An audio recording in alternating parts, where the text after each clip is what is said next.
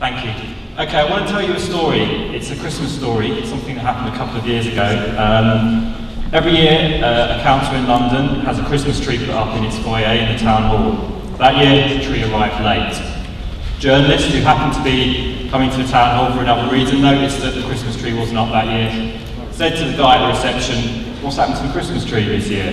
Who he says, and the guy at the reception says, "It's probably..."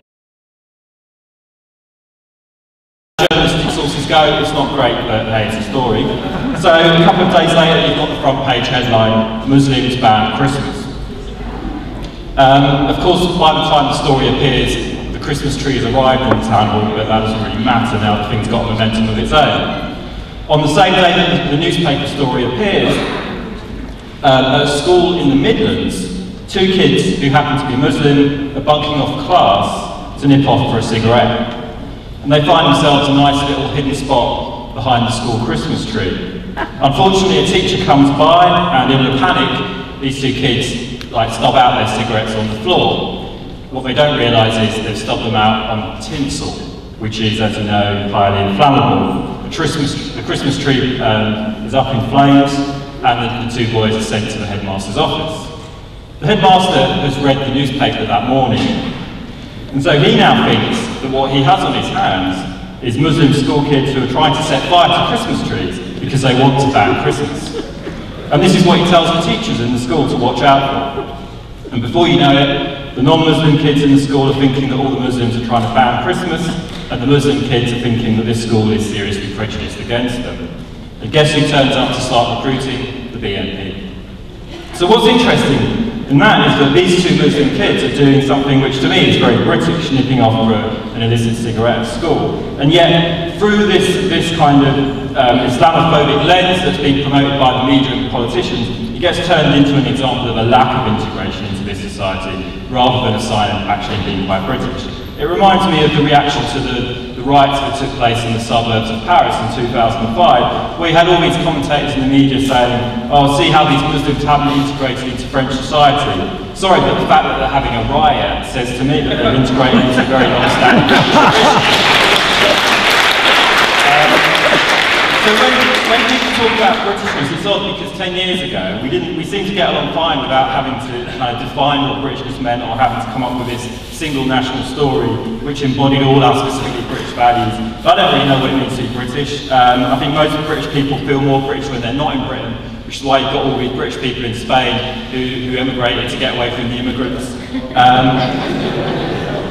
Anyway, over the last few years, this idea of British values has taken hold in much of liberal England and gone hand in hand with downplaying the idea that racism or Islamophobia are significant social problems. And instead, the real problem is taken to be some kind of social fragmentation caused by too much multiculturalism. And so for every mention of institutional racism, we've heard 1,000 references to the crisis of multiculturalism, Muslim self-segregation, the need for integration, British values. Racism didn't go away, it just changed its shape. The terrorist attacks of 9/11 and 7/7, along with new forms of immigration over the last decade, have been the pretexts for racism to reinvent itself. And we shouldn't be diverted from that reality by the fact that skin colour alone may not be the sole basis for this new racism. Race was always socially constructed from colour, but in today's new social conditions, the fact that it's organised around culture or religion as its raw materials doesn't make it any less real for its victims. And the far-right groups like the BNP and the EDL have actually been quick to understand that and focus their campaigning specifically on Muslims or on asylum seekers. The English Defence League has even borrowed the exact language of the government in its distinction between moderate and extremist Muslims to present itself as a non-racist movement. But what sustains this anti-Muslim racism is the global politics of the war on terror. It's been easier for Western governments to focus on the cultural differences of Muslims, rather than focus on the cultural differences in relation to the issues of war and empire. And that, in a nutshell, has been the formula, the substitution of politics for culture. We saw that in Tony Blair's response to 7/7, stubbornly refusing to see any connection to foreign policy and locating the problem instead as one of religious extremism alone. We've seen it in the way that anti-terrorist legislation has been shaped and implemented according to an anti-Muslim discourse, which says it's okay to legislate away some of our basic civil liberties, as if we do so on the tacit assumption that such laws are only ever going to apply to Muslims.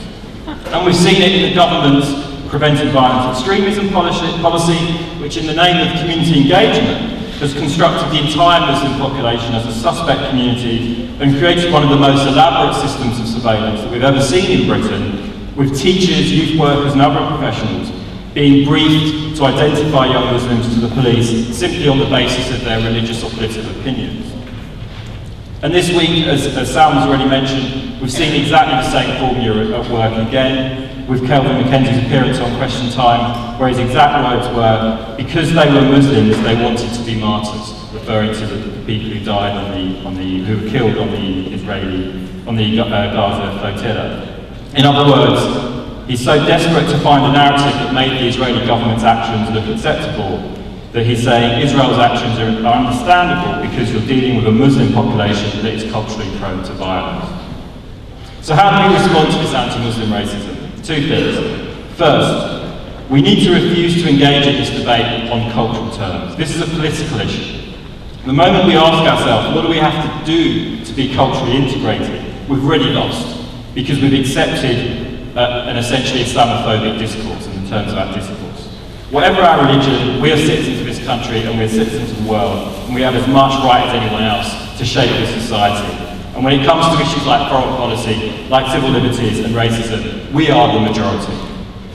And the question is not, can Muslims integrate into Europe, but can Europe integrate itself into the rest of the world? And that is a political, not a cultural question. Second, we have to start with the young people who are on the receiving end of anti-Muslim racism, whether through being stopped and searched by the police, whether facing racist violence, whether through their being perceived as a threat in their own schools. They are hungry for a political message that makes sense of their experience and hungry for organisations that can empower them to engage politically. And it's our job to give them that in a way that they can relate to. Thank you.